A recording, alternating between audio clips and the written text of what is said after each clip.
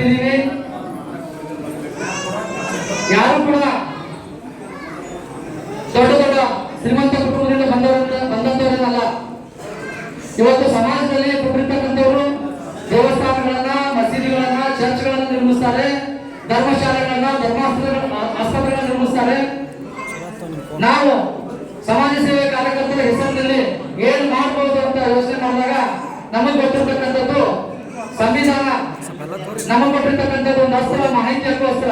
ಅದನ್ನ ಬಳಸ್ಕೊಂಡು ನಾವು ಸಮಾಜ ಸೇವೆ ಮಾಡಬಹುದಾ ಅಂತ ಯೋಚನೆ ಮಾಡಿದಾಗ ಮಾಡಬಹುದು. ಯಾವ ರೀತಿ ಅಂತಂದ್ರೆ ಇವತ್ತು ಸರ್ಕಾರದಿಂದ ಅನುಷ್ಠಾನಗೊಂಡು ಯೋಜನೆ ರೆಡಿಯಾಗಿ ಹಲವಾರು ಕಾಮಗಾರಿಗಳು ಪ್ರತಿ ವರ್ಷ ಹೊರಗಡೆ ಬರ್ತವೆ. ಅಷ್ಟೇ ಬಂದಿದ್ದಷ್ಟೇ ಅದನ್ನ ಹಣ ಬಿಡುಗಡೆ ಆಗ್ತದೆ, ಅದನ್ನ ಯಾರು ತಗೊಂಡು ಹೋಗ್ತಾರೆ, ಏನೇನು ಆಗ್ತದೆ. ಈ ನಿಟ್ಟಿನಲ್ಲಿ ಪ್ರತಿಯೊಂದು ಕಾಮಗಾರಿಗಳನ್ನ ನೇರವಾಗಿ ಜನರಿಗೆ ಮುಟ್ಟಲಿಕ್ಕೆ ಏನಾದರೂ ಮಾಡಬಹುದು ಅಂದಾಗ ಹೌದು, ಮಾಹಿತಿ ಹಕ್ಕಿನಲ್ಲಿ ನಾವು ಮನವಿ ತೆಗೆದು ಅದರಿಂದ ಸಮಾಜಕ್ಕೆ ಉಪಯೋಗ ಆಗ್ತಕ್ಕಂಥ ಕೆಲಸಗಳನ್ನ ಮಾಡಿದ್ರೆ ನಮ್ದು ಒಂದು ರೀತಿ ಸಮಾಜ ಸೇವೆ ಆಗುತ್ತೆ ಅಂತ ಒಂದು ಕಲ್ಪನೆ ಇಟ್ಕೊಂಡು ಇವತ್ತು ಸಮಾಜ ಸೇವಾ ಕಾರ್ಯಕರ್ತರು ವೇದಿಕೆ ಮಾಡಿದೀವಿ ಅಂದ್ಮೇಲೆ ನಾವು ಸುಮ್ಮನೆ ಯಾವ್ದೋ ಒಂದು ಮಾಹಿತಿ ಹಾಕೊಂಡು ಯಾವ್ದೊಂದು ಕಚೇರಿಗೆ ಹೋಗಿ ಯಾವ್ದಾದ್ರು ಆಫೀಸರ್ಗೆ ಎದುರಿಸಿ ನಾವು ಇವತ್ತೊಂದು 5,000 ಕೊಡಿ, 10,000 ಕೊಡಿ. ಇವತ್ತು ರಾಜ್ಯದಲ್ಲಿ ಬೇಡ, ಓಪನ್ ಆಗಿ ಹೇಳ್ತೀನಿ, ಜೇವರಿಯಲ್ಲಿ ಅಂತ ಸಂಘಟನೆಗಳು 100 ಆಗಿದಾವೆ. ಇವತ್ತು ಮಾಹಿತಿ ಅರ್ಜಿ ಹಾಕೋದು, ಕಚೇರಿಗೆ ಹೋಗೋದು, 5,000 10,000 ಡಿಮ್ಯಾಂಡ್ ಮಾಡೋದು.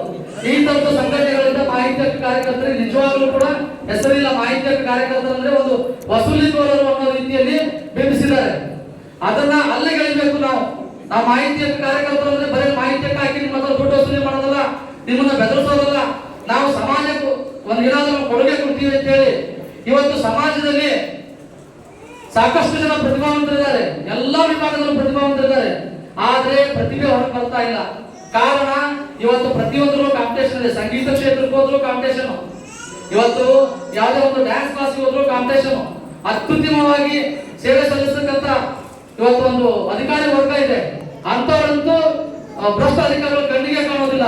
ಇವತ್ತು ನಾವೊಂದು ಮಾತಾಡಬೇಕಿಲ್ಲಿ, ನಮ್ಮ ಅತಿ ಸನ್ಮಾನಿತರಿದ್ದಾರೆ ನಮ್ಮ ಶ್ರೀಸರ್ ಪ್ರಭಾಸ್ ಸರ್, ಪೊಲೀಸ್ ಇಲಾಖೆ ಕಾರ್ಯನಿರ್ವಹಿಸ್ತಾ ಇದ್ದಾರೆ. ಪೊಲೀಸ್ ಇಲಾಖೆಗೆ ಒಂದು ಉಲ್ಟಾ ಇದ್ದಾರೆ ಅವರು. ಪೊಲೀಸರು ಅಂದ್ರೆ ನಮ್ಮೆಲ್ಲರೂ ಮನಸ್ಸಲ್ಲಿ ಏನೊಂದು ಭಾವನೆ ಬರ್ತದೆ, ನಮ್ಮೆಲ್ಲರೂ ಗೊತ್ತಿದೆ. ಕೈಯಿಂದ ಬಂದಿರತಕ್ಕಂಥ ಸಂಬಳನ ಸಾಮಾಜಿಕವಾಗಿ ಖರ್ಚು ಮಾಡಿ ಕಾಲಿಗೆ ಮುಗಿದಿರ್ತಕ್ಕಂಥ ಮನುಷ್ಯ ಅವರು. ನಮ್ಗೆ ನಾವು ನೋಡಿದ್ದೀವಿ ತುಂಬಾ ಹತ್ತಿರದಿಂದ ಅವರನ್ನ. ಅಂತ ಒಂದು ವ್ಯಕ್ತಿಯನ್ನ ಒಂದು ಇಲಾಖೆ ಪರವಾಗಿ ನಾವು ಸನ್ಮಾನ ಮಾಡಿರ್ತಕ್ಕಂಥದ್ದು ನಮ್ಗೆ ಖುಷಿ ಕೊಟ್ಟಿದೆ. ಅಂತಹ ವ್ಯಕ್ತಿಗಳನ್ನು ನಾವು ಹುಡುಕಿ ಸನ್ಮಾನ ಮಾಡಬೇಕು. ನಮಸ್ಕಾರ. ಸುರೇಶ್ ಪಾಟೀಲ್ ಎದುರಿಗೆ ಅವರು ವೇದಿಕೆ ಬನ್ನಿ.